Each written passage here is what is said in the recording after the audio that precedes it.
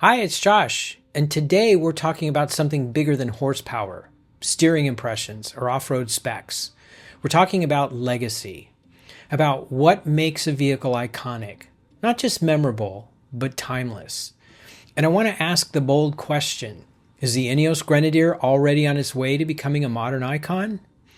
Let's dig in and see what it takes for a vehicle to achieve that status, and whether the Grenadier has that elusive, undefinable quality that we often refer to as soul. Iconic vehicles don't just sell well. They tap into something deeper: emotion, purpose, identity. They're often immediately recognizable, not because they're flashy, but because they're unmistakable. Think about the Volkswagen Beetle. Designed for the people, it became a symbol of counterculture and freedom in the 60s and 70s. It wasn't luxurious or fast, but it was loved. Or the Porsche 911, a car that refused to compromise. Decades of evolution, not revolution, kept its silhouette consistent while refining what made it great: rear engine, precision, and that unmistakable curve. Then we've got the original Land Rover Defender, a tool first, a lifestyle icon second, but one that proved that utilitarianism could be beautiful in its own right. Rugged, honest, dependable. Its form followed its function, and that form became legendary. Even the first generation Range Rover, designed for both farm and manor, found a balance between capability and luxury that defined a whole new segment. What these vehicles have in common isn't just engineering, it's identity. They knew what they were, and they didn't apologize for it. So, where does the INEOS Grenadier fit in? From the start, the Grenadier wasn't trying to be everything for everyone. In fact, it was created specifically because something was missing. When Land Rover evolved the Defender into a more modern, refined SUV, a lot of people, myself included, felt that something had been lost.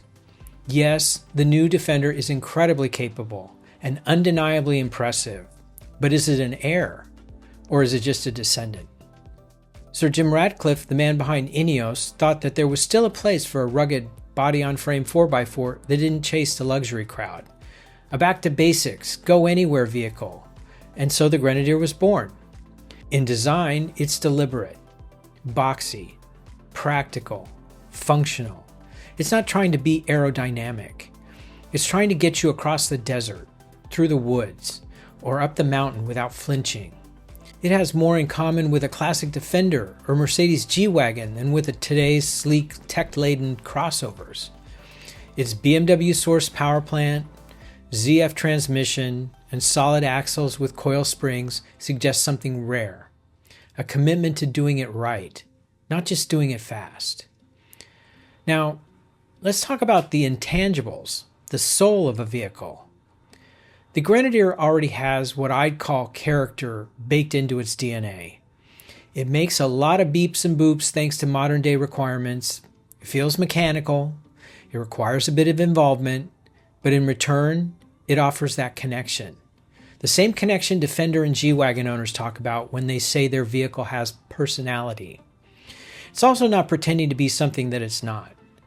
There are no gesture-controlled climate settings or yoga mat-thin infotainment systems here. There are physical buttons for nearly everything. You can feel it click, it engages you, and that's rare. Iconic vehicles usually make you feel something before you ever turn the key and hear that BMW inline engine come to life. And let's be honest, the Grenadier isn't a mainstream SUV. It's not for everyone. And that's a good thing. Most icons weren't for everyone when they started either. Here's a thought, and I get this comment pretty regularly. What if the Grenadier stops production after just a few years? What if, for whatever reason, the naysayers are right and the cost, regulation, or market demand, this vehicle becomes a short-run niche legend? Would that kill its legacy or cement it? History tells us that short production runs often increase a vehicle's legendary status. Think about the Toyota FJ40 or the original Ford Bronco. When something good is suddenly gone, the mystique only grows. Collectors, enthusiasts, and purists start to seek them out. Values rise, the story becomes part of the vehicle's identity, and suddenly you're not just driving a car, you're driving a chapter of automotive history. If the Grenadier remains true to its purpose, even fades from the showrooms in 5 or 10 years, it could very well be one of those if you know vehicles, the kind that you rarely see but always stop and admire. But enough with this speculation. I expect a great future for the Grenadier. Let's circle back to our iconic examples. The Beetle succeeded because it was simple, honest, and mass-produced, but it also developed a life of its own beyond what it was built to be. The 911 succeeded because it refused to become something else. It evolved without ever abandoning its roots. The Defender became iconic not because of luxury, but because it was trusted in jungles, deserts, and farms for generations. The G-Wagon went from military grade to luxury icon without compromising on its core identity, something the Grenadier might mirror in the years to come. The Grenadier shares a piece of each of these stories, yet it's not a direct copy of anything. And that's important. It stands on the shoulders of giants, but it isn't pretending to be one of them. It's carving its own path. So, will the Grenadier be remembered decades from now, the way that we remember the Beetle, the 911, or the original Defender? I think the answer is, it depends. If INEOS sticks to the vision, keeping the Grenadier true to its mission, resisting the urge to water it down, it has a strong chance. If it stays rare, or even ends up being short-lived, that could add to the allure.